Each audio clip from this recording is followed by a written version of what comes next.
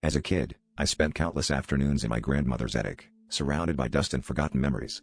Among the cobwebs and boxes, there was an old radio that never worked, or so I thought. Last week, when I accidentally brushed against it, the radio crackled to life. The voice on the other end was eerily familiar, recounting my mundane routine with unsettling precision. But as it continued, a chill ran down my spine. It started describing events that hadn't occurred yet. The announcer spoke of an unexpected storm and an encounter with a stranger, details so vivid that I couldn't ignore them. The next day, I dismissed it as a bizarre coincidence until everything unfolded exactly as described. I was drenched in a sudden downpour, meeting a man with piercing eyes who knew my name. Panic set in as I raced back to the attic, compelled to listen to the radio's predictions. Each broadcast was a fragment of my future, narrated with a calmness that belied the horror of it all. I felt trapped in a cycle, unable to change the inevitable.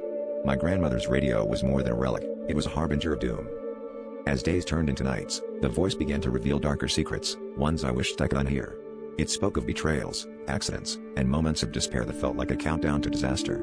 I tried to outsmart the predictions, altering my choices, but the outcomes remained the same. The radio's power over my fate was absolute, leaving me in a constant state of dread. I became obsessed, hoping to find a loophole, a way to rewrite my destiny. The climax came when a voice described a fire, its flames devouring everything I held dear. The date and time were set, and as it approached, I felt paralyzed by fear. When the moment arrived, I watched helplessly as my house was consumed, just as foretold. In the aftermath, I realized the truth. The voice on the radio was my own, echoing through time, a twisted reminder that some destinies are inescapable.